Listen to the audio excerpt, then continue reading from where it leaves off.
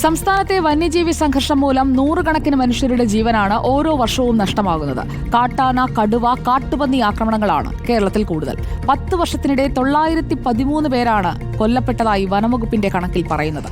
നാട്ടിലെ പാമ്പുകടിയേറ്റുള്ള മരണവും വന്യജീവി സംഘർഷത്തെപ്പെടുത്തിയാണ് എണ്ണം ഈ വിധത്തിൽ ഉയരാൻ കാരണമെന്ന് വനംവകുപ്പ് പറയുന്നു. ആദിൽ പാലോടിലേക്കാണ് നമ്മൾ ആദ്യം കടക്കുന്നത്. ആദ്യം നമുക്ക് ആ കണക്കൊന്ന് നോക്കാം.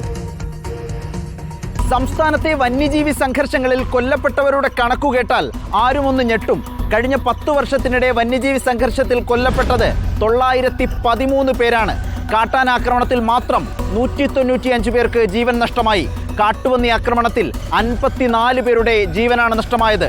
പാമ്പുകടിയേറ്റ് 591 മനുഷ്യരാണ് മരിച്ചത്. ഈ വർഷം ഇതുവരെ 1.5 മാസത്തിനിടെ 7 പേരെയാണ് കാട്ടാന കുത്തിക്കൊന്നത്. വയനാട്ടിൽ ഒരു സ്ത്രീയെ കടുവ കടിച്ചു കൊന്നു. കാട്ടുപന്നി ആക്രമണവും പാമ്പുകടിയേറ്റും വന്യജീവി സംഘർഷത്തിൽ മരണം 11.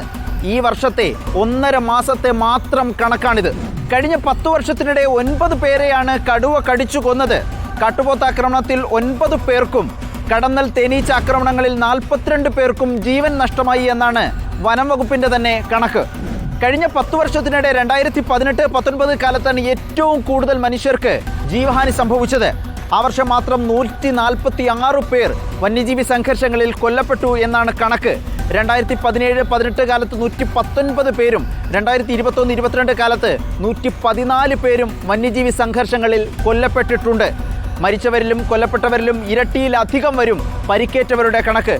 വീടുകൾ നഷ്ടമായവരും കൃഷിനാശം സംഭവിച്ചതുമെല്ലാം അതിനേക്കാൾ എത്രയോ ഏറെ വരുമെന്ന് വനംവകുപ്പ് തന്നെ സ്ഥിരീകരിക്കുന്നു.